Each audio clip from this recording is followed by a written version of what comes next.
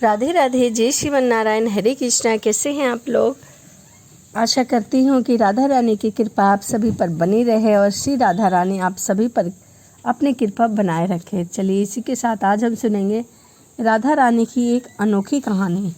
यह कहानी बरसाना की है, जहाँ राधा रानी राजेश्वरी श्री राधा जी का जन्म हुआ था। बरसाना में श्री राधा जी का एक मंदिर है, जिसके पास एक सेठ जी रहा करते थे। सेठ जी बहुत ही संपन्न थे, उनके पास सब कुछ था। आलीशान दुकान, भव्य भवन, 3 बेटे, 3 बहुएं। सेठ जी यूँ तो हर तरीके से साधनों से संपन्न थे, लेकिन फिर भी उनके मन में बहुत दुख था। उन्हें हमेशा लगता था कि काश उनकी एक पुत्री भी होती। उन्हें लगता था कि अगर उनके एक पुत्री होती तो वह अपने मन की सारी बात अपनी पुत्री से बता पाते, और वह पुत्री बहुत लाड़ और दुलार से पालते। कुछ समय पहले सेठ जी की पत्नी का देहांत हो गया था, इसीलिए सेठ जी बहुत अकेलापन महसूस करते थे।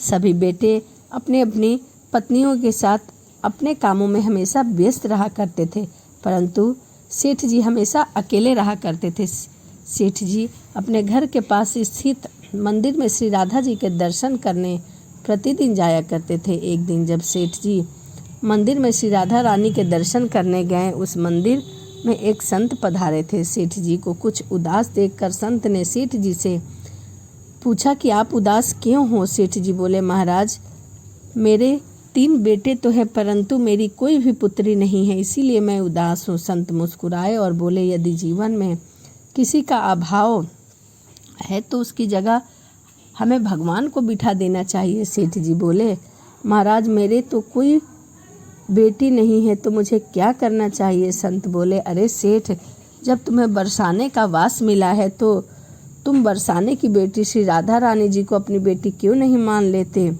संत जी की यह बात सेठ जी को बहुत पसंद आई। उसी दिन सेठ जी ने श्री राधा रानी का एक बड़ा सा चित्र मंगवाया और उसे अपने कमरे में लगा दिया। अब तो सेठ जी का जीवन ही बदल गया। वे उठते, सोते, बैठते, जागते श्री राधा जी को अपनी बेटी मानकर उनसे सारी बातें किया करते थे। उन्हें अपनी पुत्री को हर बात बताते थे।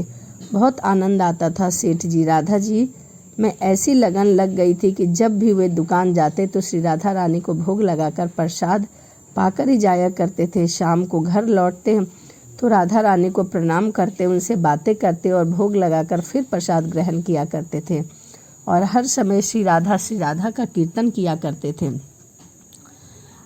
हर समय प्रसन्नचित रहा करते थे। जब भी सेठ जी को कोई उनका परिचय पूछता तो सेठ जी कहते, 3 बहुएं, 3 बेटे और घर में सुख सुविधा है। पूरी संपत्ति भरी भवन में रहती नहीं, कोई मजबूरी कृष्ण कृपा से जीवन पथ में आती न कोई बाधा। मैं बड़भागी पिता हूँ, मेरी बेटी है श्री राधा। एक दिन सेठ जी के घर में चूड़ी पहनाने वाली मणिहारन आई। तीनों बहुओं ने बारी बारी से जाकर मणिहारन से चूड़ी पहन ली। श्री राधा को लगा कि आज हमारे पिता के घर में चूड़ी पहनाने वाली आई है, तो मैं भी जाकर चूड़ियाँ पहन लेती हूँ। जैसे ही तीनों बहुएं चूड़ियाँ पहनकर गई, श्री राधा रानी प्रकट हो गई। मणिहारन ने जब राधा जी का स्वरूप देखा तो वह उन्हें देखते ही रह गई। राधा जी बोली, मुझे भी चूड़ी पहनाओ। मणिहारन ने समझा इनके घर का कोई मेहमान आया है। यह सोचकर मणिहारन ने राधा रानी को भी चूड़ियाँ पहना दी। श्री राधा जी की चूड़ी पहनकर एक ओट में जाकर अंतराध्य हो गई। सभी को चूड़ियाँ पहनाकर मणिहारन हमेशा की तरह चूड़ियों का पैसा सेठ जी की दुकान पर चली गई लेने। मणिहारन को देखते ही सेठ जी बोले, घर पर चूड़ियाँ पहना गई, यह लो तुम्हारे पैसे। सेठ जी ने मणिहारन को हर बार जितने पैसे देते थे। मणिहारन बोली, सेठ जी, इस बार मैं ज़्यादा पैसे लूँगी। मैंने आपके घर में 3 जनों को नहीं बल्कि 4 जनों को चूड़ियाँ पहनाई है। सेठ जी बोले, हमारे घर में 3 बहुओं के अलावा चौथा कोई नहीं है, तो तुमने चूड़ी किसे पहनाई? मणिहारन बोली, यह मैं नहीं जानती, लेकिन मैंने तो चूड़ी 4 लोगों को पहनाई है। सेठ जी बोले कि बाकी के पैसे मैं पहले घर में पता कर लूँगा, उसके बाद दूंगा। मणिहारन बोले कि ठीक है सेठ जी, आप घर में पता कर लीजिए। यह कहकर मणिहारन चली गई। शाम को जब सेठ जी घर पर आए, उन्होंने घर में मणिहारन के बारे में पूछा तो उनकी सभी बहुओं ने कहा कि हम तो केवल 3 ही हैं, हमने 3 ने ही चूड़ी पहनी है। सेठ जी बोले, मैं भी कहूँ कि चौथा तो कोई है ही नहीं हमारे घर में जो चूड़ी पहने। इस प्रकार सेठ जी यह बात भूल गए और अपने नित्य काम में लग गए। सेठ जी राधा राधा बोलते बोलते श्री राधा जी का प्रसाद भोग लगाकर और भोजन करके सो गए। जब सेठ जी को नींद आ गई तो उनके स्वप्न में श्री राधा जी प्रकट हुए। राधा जी बहुत उदास थी, उनकी आंखों से आंसू बह रहा था। सेठ जी ने पूछा, बेटी तुम क्यों उदास हो और क्यों रो रही हो? श्री राधा जी बोली, आज मेरा मन बहुत दुखी है। मैंने आज अपने पिता का घर समझकर यहाँ उस मनिहारन से चूड़ी पहनी थी, परंतु पिताजी आपने तो मनिहारन को मेरी चूड़ी का मोल ही नहीं चुकाया, इसीलिए मैं आज बहुत दुखी हूँ और रो रही हूँ।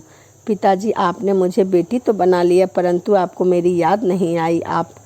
आपने तो मुझे भुला ही दिया, जिससे मैं बहुत दुखी हूँ। यह सुनकर सेठ जी सपने में ही रोते हुए बोले, बेटी मुझे क्षमा कर दो, मुझसे बहुत बड़ी भूल हो गई है। सेठ जी तुरंत नींद से उठकर बैठ गए, उनकी आंखों से आंसू बहने लगा। सेठ जी ने तुरंत तिजोरी में रखे पैसे निकाले और मनिहारन के घर की तरफ चल दिए।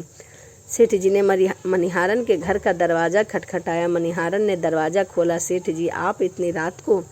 सेठ जी बोले, अपने घर पर देखकर मनिहारन चौंक गई। सेठ जी के नेत्रों से आंसू बह रहे थे। सेठ जी बोले, तुम्हारे जैसा बड़भागी कोई नहीं है। मनिहारन बोले, सेठ जी क्या हुआ?